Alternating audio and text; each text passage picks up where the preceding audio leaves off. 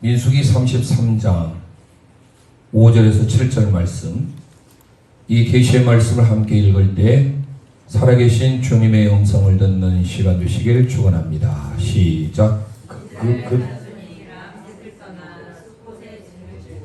숲을 떠나 광야 끝에 에담의 진을 치고 에담을 떠나 바알시본 비알히온으로 돌아가서 밑돌 앞에 진을 치고. 아멘. 지난 시간에 저희들이 진이동의 첫 번째 시간을 갖게 되었는데요. 이스라엘 백성들이 진을 이동하는 것은 우연히 또 갑자기 자기가 가고 싶은 가는 방향으로 가고 싶어서 가고 가기 싫어서 안 가고 이런 차원이 아니에요. 그 앞에 민수기 33장 오늘 저희들이 생명의 삶에도 나오지만 이 생명의 삶에도 보면 여호와의 명령을 따라 하나님의 말씀의 인도를 따라 갔다라는 거예요. 모세가 이끌어 왔던 길이지만 사실 모세가 미디안 광야 생활을 통하여서 얼마나 그 광야 생활에 전문가가 됐겠습니까? 40년 동안 있었으니. 그런데 자기가 가고자 하는 그 길로 갔던 게 아니고 여호와의 명령을 따라. 그것은 오늘 우리가 이 땅에 살아가면서 우리의 삶이 광야입니다. 광야는 히브리어로 미드바르라고 하는데 미드바르는 미드와 다바르가 합성된 겁니다. 미드는 한가운데, 다바르는 말씀. 말씀 한가운데 있을 때 우리가 승리할 수 있다는 것을 보여주는 사건입니다. 그래서 우리는 지난 시간에 특별히 이 진이동은 이스라엘 백성들의 군대 60만 3,550명으로 시작된 민수기 1장의 시내산에서의 인구조사, 그것은 지난 그림을 제가 그렸죠. 한가운데가 성막입니다. 성막이 배치해요. 머물 때나 행진할 때. 그래서 이쪽이 동쪽이면 동쪽에 세 지파, 남쪽에 세 지파, 서쪽에 세 지파, 북쪽에 세 지파 해서 총 12지파가 배치를 합니다. 이스라엘 백성들은 항상 오른쪽, 위 이렇게 항상 그 개념이 잡혀 있어요. 우리나라도 지금 이제 양손잡이 또 왼손도 쓰는 것에 대해서 좀 이제 뭡니까? 창의적이다 이런 쪽으로 이제 말을 하지만 제가 자라봤을 때는 왼손잡이가 좀 뭐라 합니까? 천대받았다고 해야 좀 표현이 그럴지 모르겠지만 아무튼 왼손잡이를 금했어요. 금했어. 그래서 예전에 그 우리 자라날 때는 밥 먹을 때도 오른손으로 하지 않고 왼손으로 하면 부정탄다고 왼손으로 사용하지 못하게 하는 시대를 지내 살아왔습니다. 그게 히브리 문화거든요. 히브리 문화. 그래서 말씀드린 대로 항상 오른쪽에서 왼쪽을 씁니다. 알레, 베트, 기멜, 달레 이런 식으로 오른쪽에서 왼쪽으로. 그래서 유이스, 유다가 맨 선봉이죠. 그리고 이제 르시, 갓, 루벤, 시몬, 갓, 에무베, 에브라임, 므낫세, 베냐민. 이쪽은 이제 야곱이 가장 사랑했던 라헬이 낳았던 손자녀. 요셉 지파로 하지 않냐고 요셉은 실질적인 장자 몫을 갖지요. 12자녀를 항상 우리가 기억하고 있어야 돼요. 이 12자녀가 12지파의 근원이 되고 야곱이었을 때는 발꿈치를 잡았다. 속이는 자, 약탈자. 하지만 그가 하나님의 사람과 겨루어 이겼을 때는 이스라엘, 하나님과 더불어 살아가는 자, 하나님과 함께하는 자. 그래서 4명의 부인이 야곱에게 가게 된 것은 사실 야곱은 원래 여자를 얻고자 했던 것이 아니고 라헬을 사랑했습니다. 라헬. 그런데 당시에 언니가 시집을 먼저 보내야 했기에 또 저녁에 보내는 결혼 풍습으로 그 이제 장인어른 되는 라반이 큰 언니, 자기 위에 언니인 총이 없다 성경 기록하는데요. 성경 보면 싫어했다. 몹시 싫어했어요. 좋아하지 않았어요. 그런데 이제 장인어른 그분이 레아를 넣어줘 버렸죠. 그래서 레아를 통하여서 자녀는 많이 낳게 됐습니다. 자녀는. 그래서 처음에 4명을 낳고 그 다음에 2명을 낳고 딸 낳아서 6남 1녀를 레아가 낳아요. 시간이 없지만 또 다시 한번 기억하기 위해서 우리도 한번 해보죠. 레아를 통하여서 첫 번째 루벤, 두 번째 시몬, 세 번째 레이, 네 번째 유다. 그 유다가 여기서 나오잖아요. 그래서 나름 하나님께서 이렇게 나오니까 야곱이 사랑했던 사람은 라헬이었는데 라헬이 태가 아직 열려있지 않아요. 그러니까 그의 종 빌하를 통하여서 낳게 되죠. 이게 5번째 단, 6번째 납달리 이렇게 낳게 됩니다. 디질세라 아들 낳기 경쟁을 하는 거예요. 좀 유치하지만 레아의 시종이 있었죠. 여종 누구죠? 실바를 통해서 낳게 됩니다. 그게 바로 이사갈 그리고 스불론을 낳게 돼요. 그리고 하나님이 또 다시 태를 열어줘가지고 레아가 자녀를 낳게 됩니다. 그게 바로 뭐죠? 갓과 아셀을 낳게 됩니다. 그리고 이후에 딸 디나를 낳게 돼요. 자, 그러면 여기서 지금 누가 자녀가 없잖아요. 누구죠? 라헬이 없잖아요. 야곱이 가장 사랑했는데 근데 마지막 하나님이 라함 궁유를 베풀어 주셔서 라헬을 통하여서 낳게 되는데 그 11번째가 여러분이 잘 아는 요셉, 12번째가 오른손의 아들 벤야민. 벤은 아들이에요. 벤, 히브리어로 벤이라는 단어가 아들이라는 뜻입니다. 아들. 야민, 오른손의 아들. 원래는 베노니라고 했죠. 슬픔의 아들. 하지만 이름을 바꾸게 되죠. 요셉이 이제 2 아들을 낳죠. 온 나라, 온 백성의 제사장이었던 보디베라의 딸을 취하죠. 누구죠? 아스난. 요셉이 이제 애굽의 국무총리 됐기 때문에 그 애굽의 신앙을 가지고 있는 온 지방, 우리가 온 하면 그냥 온 백성 이렇게 모든 이렇게 생각하는데 그 온이 아니고 그 지명이 온이라는 지명이 있어요. 온 사람인 보디베라의 딸 아스낫을 취하여서 자녀를 낳죠. 요셉은 애굽의 이름이 있었어요. 뭐 누구죠? 사로 시작하죠. 사브낫 바네아라는 이름을 가지고 있습니다. 요셉이 자녀를 낳는데 첫 번째가 누구죠? 하나님이 나의 과거를 다 잊어버리게 하셨다. 그게 바로 므낫세예요. 그리고 앞으로 하나님이 나를 창대하게 할 거다. 창성하게 할 거다. 창현이 할 때 창대하게 할 거다. 에브라임의 의미죠. 이렇게 해서 12남 1녀를 낳습니다. 12남 1녀. 그래서 이게 이제 근원이 돼가지고 12지파가 되는데 이 12지파가 이렇게 성막을 중심으로 해서 그리고 레이는 흩어져서 살게 되죠. 말씀드린 대로 시몬과 레이가 잔해하는 기계였는데 이 시몬은 나중에 고수비 사건 기억나시죠? 생명에서 마신 분들은 민수기 25장에 모압 여임의 우상과 음행에 가담했던 지파가 시몬이에요. 그리고 미디안 여인 고수비와 함께 해가지고 비누아스가 창을 꿰뚫게 되죠. 그래서 인구가 급감을 해버립니다. 하나님 앞에 하나님이 가장 싫어하는 것이 우상 숭배와 음행이다 말씀을 드렸던 기억이 납니다. 자, 그래서 이 레이는 그래도 잘한 게 뭐냐? 그 시내산 사건에서 출애굽기 32장 3장에 그 금송아지를 만들잖아요. 금송아지를 만들었을 때 그때 앞장서서 희생하는 지파가 레이 지파거든요. 그러니까 항상 이 유다도 마찬가지고요. 요셉이 구덩이에 빠졌을 때 다 죽이려고 했는데 그를 살려주자. 그리고 최소한 차라리 저 미디안 상인에 팔자 제안했던 사람이 누구죠? 유다예요. 그리고 애굽으로 갔는데 요셉이 살아있는지 꿈에도 생각 못했죠. 자기 동생 요셉인데 요셉은 모르 잡고 있었어요. 그때 또 인질로 잡히게 된 사람 누구죠? 유다예요. 유다가 참 혁혁한 일을 많이 합니다. 그리고 사사기 1장에 가보면 그때도 맨 앞에 선봉장에 섰던 지파가 유다 지파.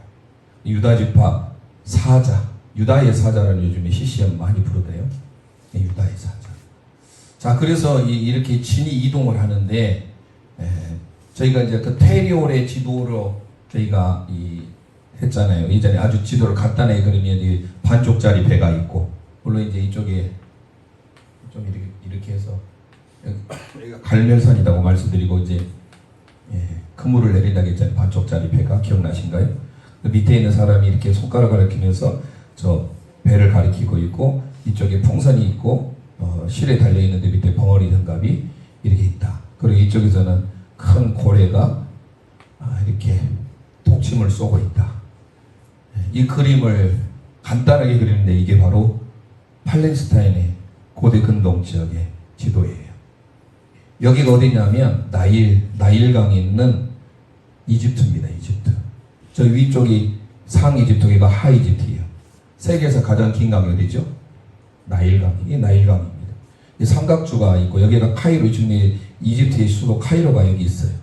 그리고 이제 지난 시간에 했던 라암세스가 여기 지도가 좀 작지만 대충 이렇다 생각됩니다. 라암세스 우상의 도시에서 출발해서 가장 먼저 첫 번째 도달했던 장소가 어디라고요?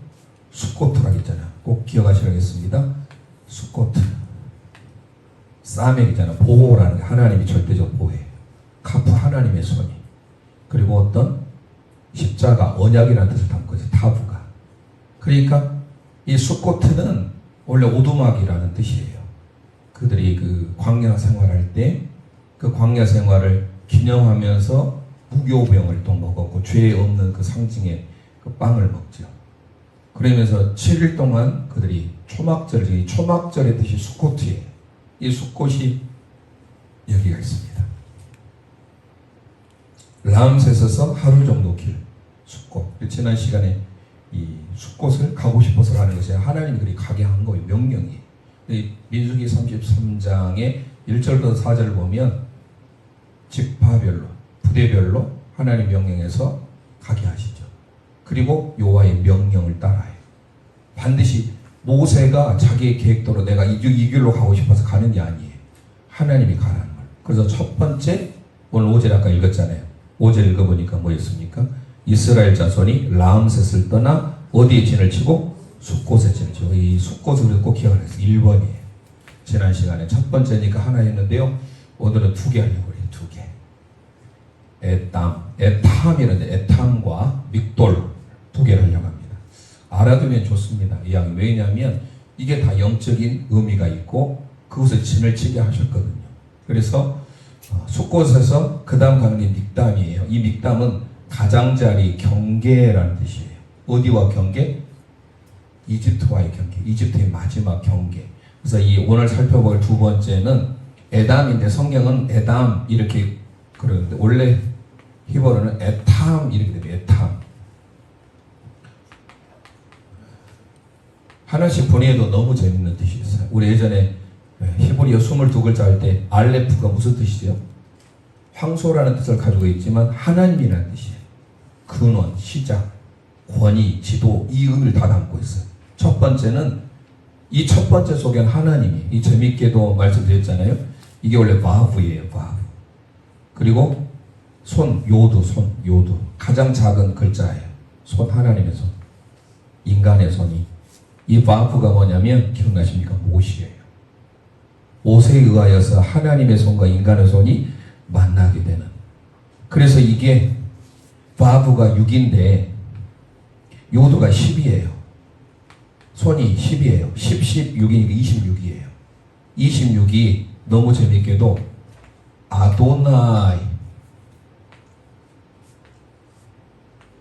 아도나이라고 하는 여호와, 예흐의 아쉐르, 예흐의 이 여호와라는 단어가 26이 나와요. 그래서 이 알렙 속에 예수님의 십자가, 이 6에 해당되는 바브가 behold, 보다라는 뜻도 있어요. 손을 보아라, 못을 보아라. 손과 못자국을 보는 바로 이 알렙 속에 예수 그리스도를 벌써 예표를 다 해놓은 거예요. 이 히브리어 글자가 너무 우리에게 도전이 되는데 오늘 에탐 살펴볼 겁니다. 두 번째, 그리고 세 번째 믹돌이라고 하는데요. 믹돌 앞에 이 믹돌이라고 하는 것은 홍해 앞에 건너기 전에 홍해 앞에서 하나님이 진을 치게 하신 거예요. 믹돌 압이라고 우리가 7절에 나오죠. 예, 믹돌 압이라고 되죠. 믹돌 할 때 이 맴으로 시작해요. 맴은 원래 물, 생명, 또 광야 여러 것들을 다 담고 있거든요. 그 다음에 미크돌이니까 이 가돌이라는 뜻이 뭐냐면 위대한 큰 이런 의미를 가지고 있습니다. 그래서 미크달 큰 위대한의 의미를 담고 있어요. 그래서 여기서 나온 게 뭐냐면 요새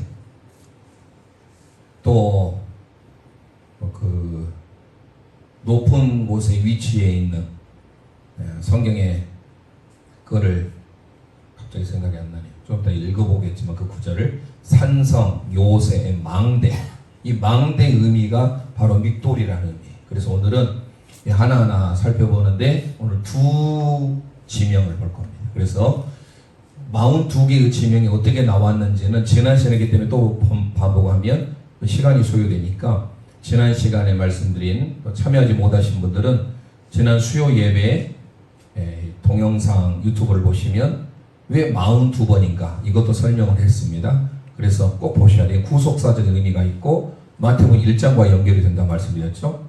다윗과 연결이 되어 있어요. 다윗이 14대, 14대 예수님이 42대 42대 말이 예수님 우리에게 오세요. 그 원리를 오늘 민수기 33장 이동을 통해서 보여주는 거예요. 그래서 첫 번째 출발할 때 이 나일강 삼국주가 있는 이것이 원래 고센 지역에 가 있거든요. 이스라엘 백성 고센에 살잖아요. 요셉 시대에 아주 비옥한 곳이에요. 당연히 물이 있기 때문에. 그래서 이 야곱과 함께 고센에 살았는데 이 고센이 여기에 있는데 아직 이쪽은 애굽입니다. 이 수에즈만 아니고 아카바만 아니고 이 홍해예요. The Red Sea. 그리고 이제 이쪽이 반쪽짜리 배가 말씀드렸죠. 지중해라고 했죠. 지중해, 대해라는 지중해예요. 홍해고. 그리고 이쪽이 지금 어디예요? 우리가 살펴볼 이스라엘이에요. 그리고 풍선이 뭐죠? 갈릴리 바다. 실이 뭐예요? 요단강. 벙어리 장갑이 뭐예요? 사해 바다예요. 그래서 이 지도를 몰라도 이 테리홀이라고 하는 사람이 참 우리에게 이 지도를 아주 쉽게 그릴 수 있게끔 우리에게 많은 소스를 준 거예요. 그래서 저는 이 그림을 잊어버리지 않아요. 바이블 동서남 할 때 제가 이 그림을 많이 그렸는데 바이블 동서남 이거 몰라요. 제가 나침판 예전에 올해부터 제가 개인적으로 성경 공부를 할 때 성경을 좀 쉽게 알 수 있는 게 없을까 해서 호자 보다 보니까 터득한 게 그 나침판 출판에서 나온 테리올 박사가 만든 그 지도가 이게 떠올라가지고 제가 접목을 한 거예요. 그러니까 바이블 동서남북도 이 저만의 방법으로 같이 믹서해가지고 했기 때문에 많은 분들이 지금도 보고 있고 도전을 많이 받고 있어요. 조회수가 계속 올라가고 있거든요. 그래서 꼭 여러분들도 바이블 동서남북 했지만 그게 그 고공학습법으로 이 숙을 보여주는 거니까 꼭 보셔야 돼요. 그 다음에 페르시아만이에요. 티그리스가 유프라테스 강에가 있죠. 그래서 이것은 또 나중에 혹시 지도 한번 설명을 하기로 하고, 자 그래서 여기에서 이제 이 람셋이라고 하는 라신의 아들, 태양신 라의 아들이라는 뜻이 람셋이에요. 이스라엘 백성들이 이 요셉이 알지 못하는 파라오가 등장해가지고 막 고역을 시키잖아요. 힘든 노동을. 제가 한번 이번에 보고를 했어요. 그 피라미드 앞에서 찍은 거 보셨잖아요. 멀리서 보니까 피라미드가 삼각형처럼 보이지만 사면체예요. 사면체. 밑에가 정방형 사각형이고 이렇게 어떻게 이렇게 돼 있는. 근데 이 밑에 이 하나의 벽돌이 이 정도, 이 절반 정도 크기 될까요? 벽돌 크기가. 제가 쓰면 벽돌하고 이렇게 올라가기가 쉽지 않아요. 신선섬에 가서 그 앞에서 찍었는데 피라미드가 그 직대 불가사의 중에 하나 아닙니까? 그 앞에 좀 내려오면 스핑크스가 있거든요. 스핑크스와 피라미드. 나중에 이제 보니까 그 교회 다니지 않는 사람들도 그 한번 세계 역사 속에 있기 때문에 그걸 보려고 오더라고요. 근데 이제 우리는 이집트라는 애국도 사실 성경의 땅이거든요. 그래서 우리가 이번에 출애굽 여정을 쭉 돌았는데 참 많이 도전을 받았고, 이집트가 예수님이 피난하셨던 그 예수 피난교회도 있고요. 말씀대로 콥틱교라고 합니다. 거기는 콥틱. 이 콥틱 교도들이 얼마나 그 신앙을 지키기 위해서 말씀드렸잖아요. 그 쓰레기 마을에 그들이 같이 쓰레기와 함께 사는데, 쓰레기 마을을 통과해야만이 그 위에 산을 올라갈 수 있는 그 산이 동굴산인데, 그 동굴을 이용해 가지고 교회를 만드는데, 교회에 앉을 수 있는 거기는 이제 비가 많이 왔기 때문에 그냥 우리처럼 실내인가 아니로 터져 있어요. 그러니까 먼지가 많이 있죠. 그래도 그분들은 우리는 이제 깨끗하지 못하다고 하지만 그런 먼지와 함께 사는 그게 중동이 그렇습니다. 근데 이제 그 좌석이 얼마나 많은지 15,000명이 앉을 수가 있는 거예요. 그래가지고 지금도 주일날 예배에 콥틱 교도들, 기독교인들이에요. 약 7,000명에서 8,000명이 매주마다 예배드린대요. 대단하죠. 그러니까 이 신앙을 지키기 위해서 여전히 이슬람 속에 있지만 그래도 그 이집트에 이런 여러 가지 성경에 그런 흔적들이 있기에 그 신앙을 지키고 있는 분들이 있다. 자, 여러 가지 이제 설명이 됐고, 예담을 들어가 보겠습니다. 예담은 히브리어의 상형적 의미는 너무 중요합니다. 말씀드렸잖아요. 하나님으로 시작, 하나님의 지도, 하나님의 권위, 하나님의 지도력으로. 이 타브가 뭡니까? 타브가 십자가이면서 언약이라는 뜻이 있어요. 그러니까 이스라엘 백성들은 하나님의 인도로 언약의 말씀을 붙들고, 맴이 뭐예요? 물이라는 뜻도 있고 생명이라는 뜻도 있고 광야라는 뜻이 있어요. 그러니까 광야를 살아갈 때 생명을 얻을 수 있는 것은 하나님의 약속, 언약. 이 타브가 언약이면서 십자가라는 뜻이에요. 그러니까 광야에서 뭐를 붙들어야 돼요? 십자가, 언약의 말씀을 붙들 때 승리할 수 있다는 거예요. 그런데 이 에담이 원래 뜻이 경계, 가장자리라는 뜻이거든요. 어디 경계? 애굽의 경계. 이 애굽이 이제 막 떠나는 마지막 가장자리, 그게 에담인데요. 너무 중요한 것이 잊으면 안 되는 거예요. 그걸 조금 더 같이 하겠습니다. 자, 그러면 이제 성경을 이제 들어가 봅니다. 출애굽기 13장 20절 말씀 우리 함께 선포하겠습니다. 시작. 그들이 숫곳을 떠나 광야 끝 에담의 장막을 치니. 예, 아멘. 광야 끝 에담 밑줄 하겠습니다. 자, 에담 말 그대로 경계라는 뜻인데 광야 끝이라고 소개하고 있어요. 이 끝은 애굽의 끝이에요. 애굽의 가장자리. 자, 숫곳은 뭡니까? 구원의 시작이 출발이에요. 오두막사를 통해서 죄의 람셋, 죄의 구렁텅에서 탈출해서 첫 번째 구원의 시작이 숫곳이에요. 그 숫곳은 말씀드린 대로 하나님의 절대적인 보호, 싸매기에 하나님의 보호, 그리고 하나님의 손으로 하나님의 언약의 말씀, 십자가를 붙들 때 그것이 비로소 구원이 시작되는 거예요. 그래서 구원의 출발, 잊으면 안 된다겠죠. 숫곳.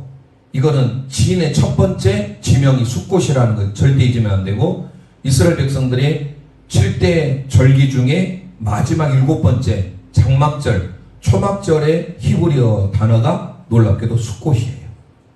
그러니까 숫곳을 그들은 거하면서 늘 하나님의 언약의 말씀을 기억하고 십자가를 붙드는 삶. 구원의 시작이 뭐냐? 구원의 출발이 뭐냐? 바로 십자가다.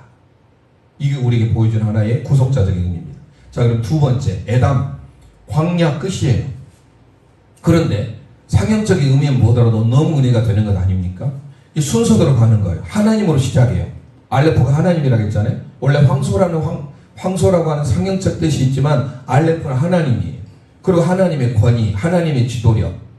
그러면서 뭡니까? 타브는요, 십자가이면서 언약이라는 뜻이에요.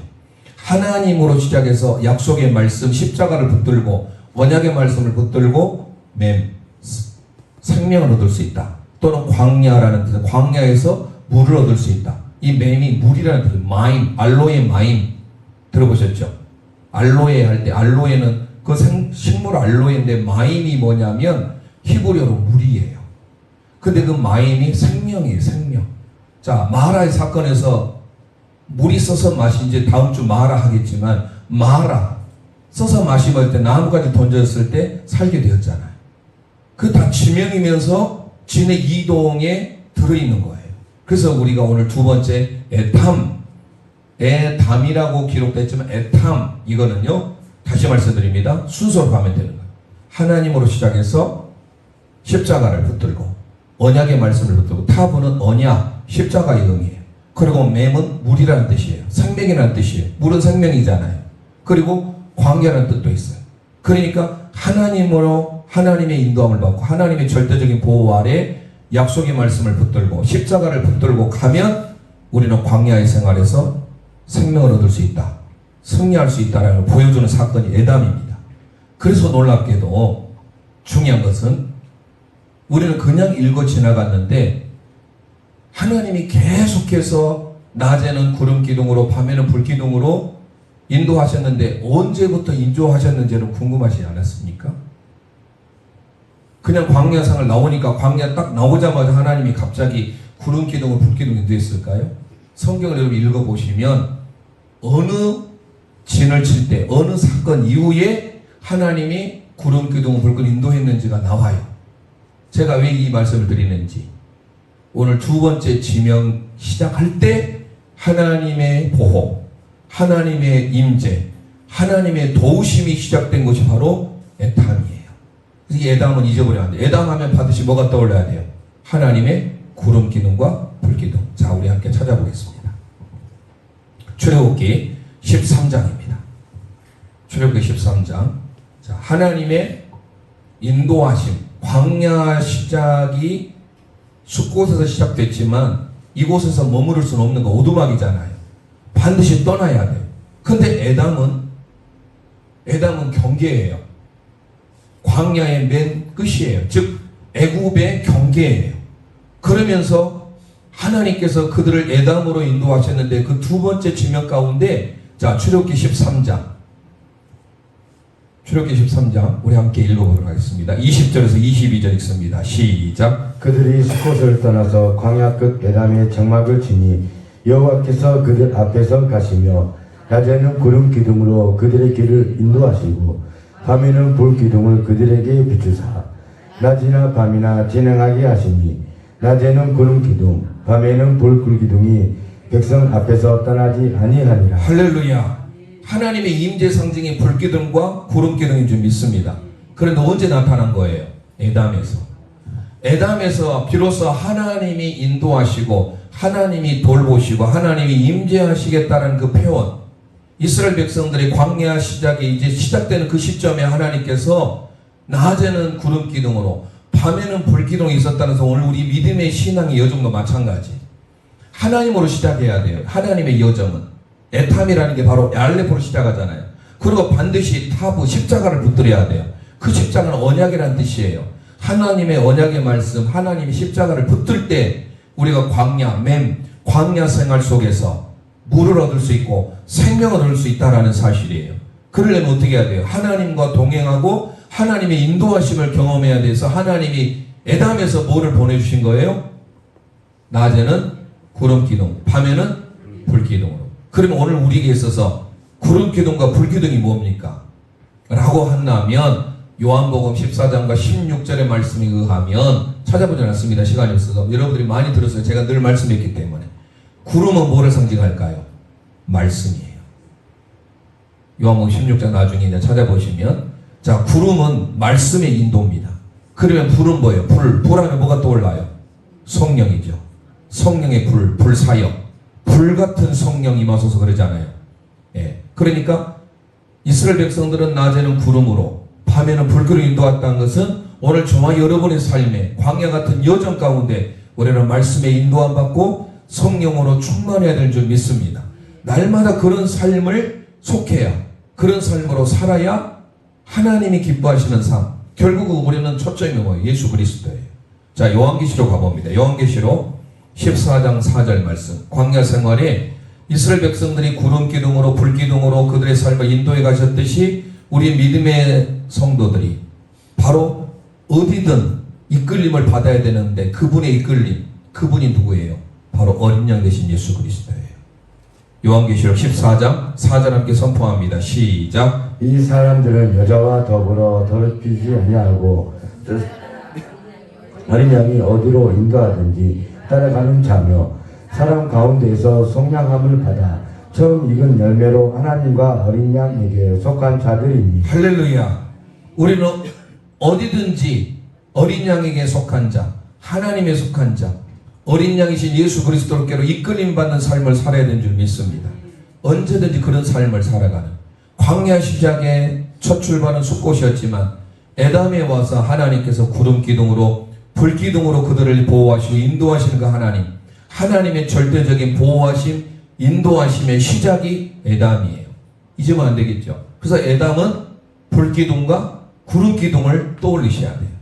자, 그래서 오늘 우리는 계속해서 우리 믿음의 성도들이 내가 아무리 광야 좋은 사람 어디 있겠습니까? 힘들죠. 빨리 진행해 가야 되죠. 뒤로 물러가면 하나님이 기뻐하시지 않죠?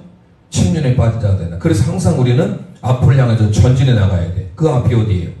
이스라엘 백성들에게는 적과 우리는 가나안 땅이듯이 오늘 우리 믿음의 여정을 하는 성도들도 계속 그리스도의 장상 분량까지 자라가야 되는 거예요. 함께 우리 히브리서 6장 1절 2절 함께 선포하겠습니다. 시작. 그러므로 우리가 그리스도의 도의 초벌을 버리고 죽은 행실과 회개함과 하나님께 대한 신앙과 세례들과 안수와 죽은 자의 부활과 영원한 심판에 관한 교훈의 털을 다시 닦지 말고 완전한 대로 나아갈지니라. 할렐루야. 정착하지 말고 항상 머물러 있지만 언제까지 우리가 털만 닦고 있으면 안 되잖아요. 자, 털을 닦는 이유가 뭡니까? 기초를 튼튼한 이유가 건물 세우려고 하는 것이죠. 건물을 세워야 되는데 히브리서 6장 가보세요. 그리스도의 도의 초보를 버려야 된다. 그런데 항상 그 시대의 히브리서는 히브리인들에게 보낸 편지예요. 바울사도가 썼다, 뭐 썼다, 그것은 우리가 중요한 사건이 아니고 바울사도가 썼던 누가 썼던 중요한 것은 히브리서가 이 기록한 이유를 보아보세요. 초보를 버려라. 그러면서 죽은 행실 회개, 하나님께 대한 신앙, 세례, 안수, 죽은 자의 부활, 영원한 심판 6가지를 말합니다. 이 6가지에 대해서 아직 얽매여 있지 말아라. 그 교훈의 터만을 닫고 있지 말고 중요한 거 밑줄 합니다. 완전한 대로 나아갈지니라. 우리는 계속해서 나아가야 돼. 이스라엘 백성의 광야 아무리 좋아도 숫곳에 머물면 안 돼요. 숫곳은 어디로 가야 돼요? 에담으로 가야 돼요. 믿음의 시작은 숫곳이었지만 믿음의 행진을 본격적으로 하나님의 돌보심, 하나님의 도우심, 낮에는 구름 기둥으로 밤에는 불기로 인도하신 그 하나님의 도우심의 역사가 에담에서 있었듯이 믿음의 전진, 완전한 대로 계속해서 나아가야 되는 소리 가르쳐 주는 거예요. 그래서 신약을 사는 오늘 우리들도 마찬가지. 그리스도에 대한 초보의 터만 닦고 있지 말아라는 거예요. 그러면서 완전한 대로 나아갈지니라. 계속해서 전진하는 믿음의 삶, 저와 여러분이 가져야 될 점이 있습니다. 이게 우리에게 주는 교훈이에요. 자, 세 번째 갑니다. 믹돌이에요. 믹돌. 자, 믹돌은 미크돌이에요. 근데 이 믹돌 자체가 가달이라는 포함되어 있어요. 요새, 말씀드린 바로 요새, 그리고 망대, 탑이라는 의미가 이렇게 다 담겨 있습니다. 탑, 요새, 망대. 자, 그러면 이 믹돌 함께 자, 출애굽기 14장으로 갑니다. 이제 13장 계속 이렇게 진행해 가는 거예요, 여정에. 그 중에 이제 두 번째 에탐을 지나서, 자, 다시 반복해보면 첫 번째 어디라고요? 숫꽃. 두 번째 에탐은 가장자리 경계이지만 이 의미 속에는 하나님으로 시작해서 반드시 뭐를 붙들고 타고 십자가 또는 언약의 말씀을 붙들고 살면 맹이 뭐예요? 광야, 생명, 물이란 뜻이에요. 광야에서 생명을 얻을 수 있고 물을 얻을 수 있다는 거예요. 이게 바로 에담이에요. 그런데 마침 놀랍게도 이 에담에서 구름 기둥과 불 기둥의 인도의 시작인 거예요. 자, 구름 기둥과 불 기둥의 시작이 어디서부터요? 에담에서부터. 자, 세 번째 믹돌입니다. 우리 함께 출애굽기 14장 2절 함께 선포하겠습니다. 시작. 이스라엘 자손에게 명령하여 돌이켜 바다와 믹돌 사이에 비아히롯 곧 바알수본 맞은편 바닷가에 장막을 치게 하라. 아멘. 자, 이스라엘 자손에게 이제 명령하여 돌이켜서 바다 앞에가 홍해바다가 있습니다. 여기 보니까 이제 믹돌로 오는데 홍해바다가 있어요. 수에즈만이 홍해바다가 뭐예요? 그 비하이롯이 무엇이냐면 바알의 북쪽이라는 뜻을 하고 있어요. 북쪽. 즉 비하이롯은 우상의 도시예요. 이스라엘 백성들이 이제 하나님의 인도를 받는 에탐에서 가야 되는데 누가 방해하고 있어요? 비하이로. 오늘 우리 이 땅에 살아가는 동안 자꾸 하나님을 바라보지 못하게 비하이롯과 같은 우상, 바알의 북편에 있는 자꾸 다른 데로 눈을 돌리게 하는 일들이 있어요. 거기에 유혹에 넘어가지 아니하고 어디로? 바알수원 맞은편 바닷가에 장막을 치게 하라. 근데 그 바닷가 앞에 장막을 치는데 어디냐? 그게 바로 믹돌인데 출애굽기로 봤을 때는 애매하게 기록이 돼 있잖아요. 근데 아까 저희도 읽어봤어요. 민수기에. 읽어보셨죠? 7절에 뭐라고 했습니까? 믹돌 앞에 지쳐라. 그래서 믹돌이에요. 믹돌 세 번째. 자, 숫꽃, 에담, 믹돌. 자, 그럼 믹돌은 뭐냐? 믹돌은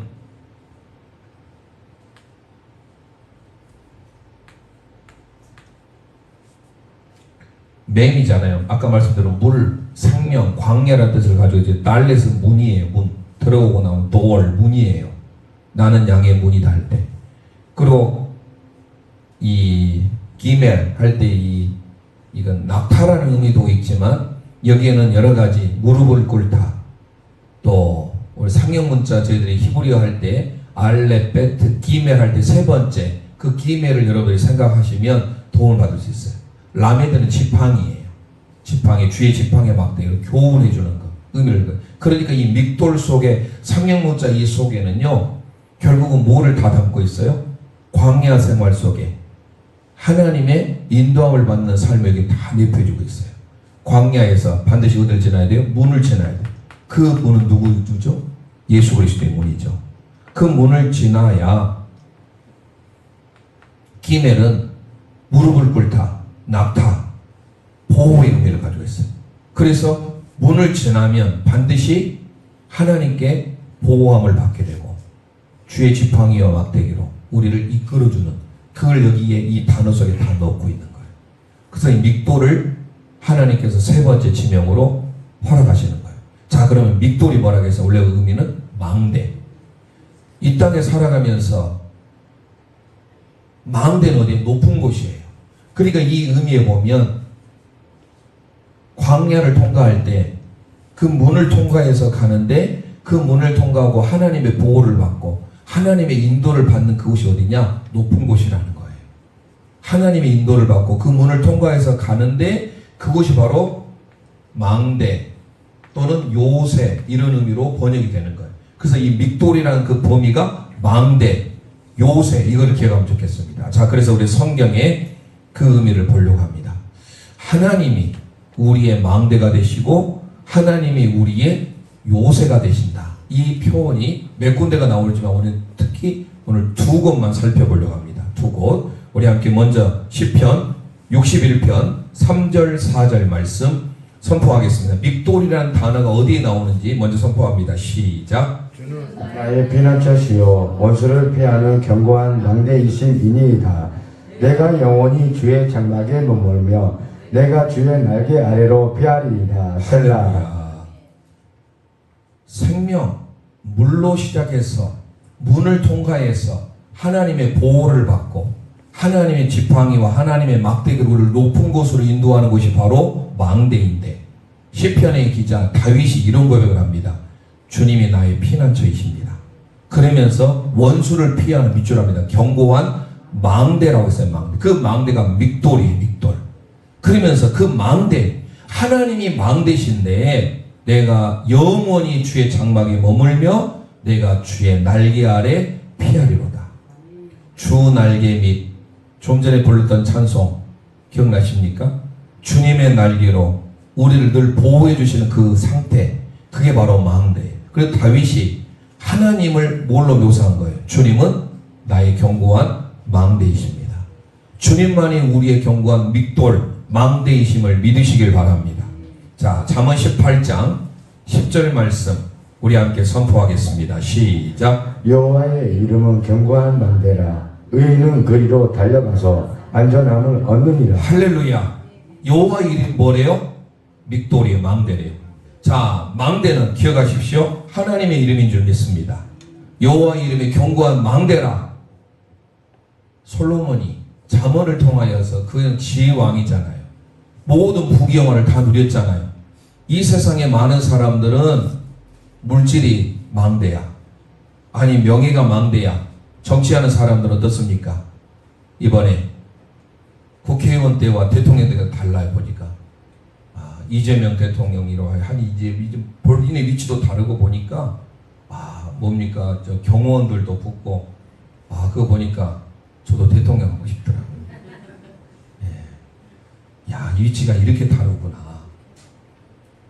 세상에서 그래서 이게 나름 그 정치인들은 그 정치의 맛을 들이면 계속 하고 싶은 마음이 있는가 봐요. 제가 60 넘으면 영광 분수 나갈 테니 믿어주십시오. 진심일 수도 있어요. 모르고 그것은 뭐 그냥 기도만 해주시고. 자, 이 세상의 사람들은 물질, 명예, 권세 이거를 망대로 생각하는데 기억하십시오. 우리의 견고한 망대는 다윗이 고백하고 솔로몬이 고백하듯이 여호와 이름이 견고한 망대인 줄 믿습니다. 그게 바로 믹돌이에요.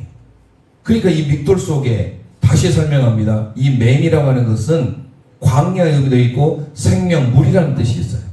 혼란한 광야 생활 속에 우리가 생명, 물을 얻으려면 어디로 반드시 들어가야 돼요? 달렛이 뭐예요? 문으로 들어가야 돼요. 문으로 들어가야 되는데 문으로 들어갈 때 무릎을 꿇고 기멜이 뭐냐면 보호예요. 보호를 받아요. 그런데 그 보호를 뭘로 보호해 주는 거예요? 막대기로. 주의 교훈으로. 주의 지팡이와 막대기로 우리를 보호해 주시. 그게 바로 어디라는 거예요? 높은 곳 망대라는 거예요. 그리고 이 세상 사람들이 물질과 명예와 권세 이거를 가지고 견고한 망대로 취하는데 우리 믿음의 영가족들은 광야 생활 속에서 여호와의 이름이 견고한 망대 믹돌인 줄 믿습니다. 그래서 시편 61편 3, 4절을 기억하셔야 되고 잠언 18장 10절을 기억하셔야 돼요. 왜요? 그게 우리의 진정한 피난처이기 때문에. 우리의 피난처는 우리의 견고한 망대는 여호와의 이름이 견고한 망대예요.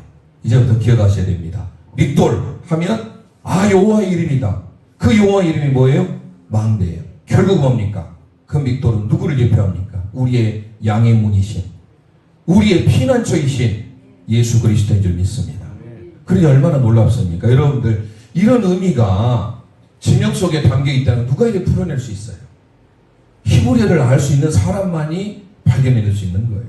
그래서 우리는 다시금 그냥 민수기 33장에 기록된 이 지명이 단순한 지명 같은데 다시 말씀드립니다. 1, 2절에 보면 모세가 그냥 그리 가고 싶어서 간 게 아니에요. 그는 미디안 광야의 달인이잖아요. 40년 동안 미디안 생활했으니 그 모든 광야를 다 익힐 거 아닙니까? 시내산 올라갔는데 얼마나 힘든지 몰라요. 제가 낙타를 안 탔으면요.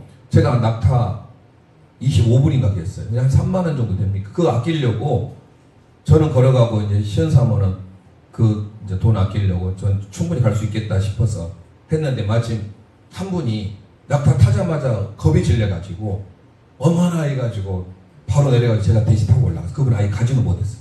이 낙타가 생각보다 높아요. 엄청. 탈 때는 안전한데 갑자기 쓰니까 이게 뭐 밑으로 내다보니 겁이 질려가지고 그래서 제가 그걸 타고 올라가는데 그거 안 탔으면 저 못 올라갔어요. 왜냐하면 낙타가 어느 정도까지 올라가는데 거기서부터 다 걸어가거든요. 근데 이 시내산까지 올라가는 게 와 정말 여러분들 꼭 가셔서 가보시면 모세를 다시 볼 수 있을 거예요. 근데 모세가 그 시내산을 얼마나 오르락내리락했습니까? 성경에 보면 최소한도 8번 올라갑니다. 성경에만 보더라고요. 그 시내산. 근데 그 시내산 우리가 꼭대기까지 가는데 정말 힘들게 갔거든요. 그 모든 지명을 알고 있으니까 자기 마음대로 갈 수 있는데 민수기 33장에 여호와의 명령대로 하나님이 말씀한 대로 간 거예요. 그러니까 이 지명이 중요해요. 그래서 마태복음 1장에 기억하십시오. 42대 만에 예수님이 오셨다라는 것은 결국은 예수 그리스도를 우리에게 예표해 주고 있는데 이 모든 믹돌도 결국 예수님을 예표한 거예요. 믹돌이 뭐라고요? 망대예요. 망대가 누구예요?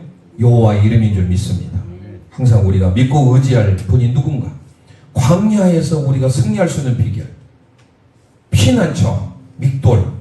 오늘 말씀을 기억하면서 오늘 두 지명, 에담과 믹돌을 다시금 기억하시고 하나님의 말씀으로 승리한 삶 사시길 소망합니다.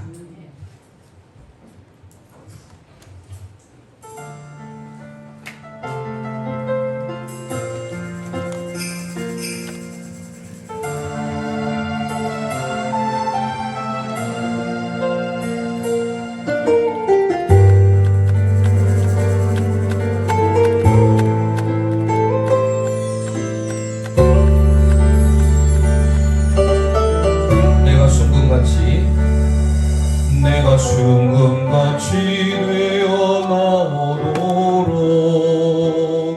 주가 나를 단련하시고자 나를 광야로 인도하시고 역경과 시련을 만나게 하시네. 내가 주님과 친밀해지도록 내가 주의 뜻을 분별하도록 나를 광야로 인도하시고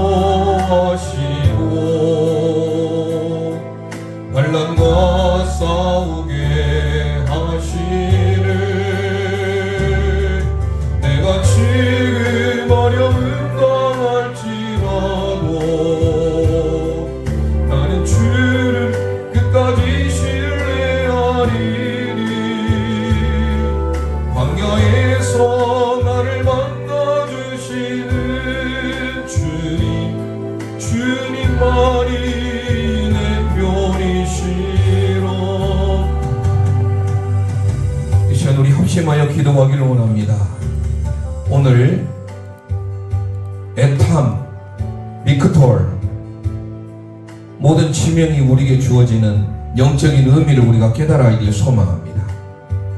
에담을 통하여서 하나님으로 시작해서 언약의 말씀 십자가를 붙들 때 우리가 물 생명을 얻게 됨을 믿습니다.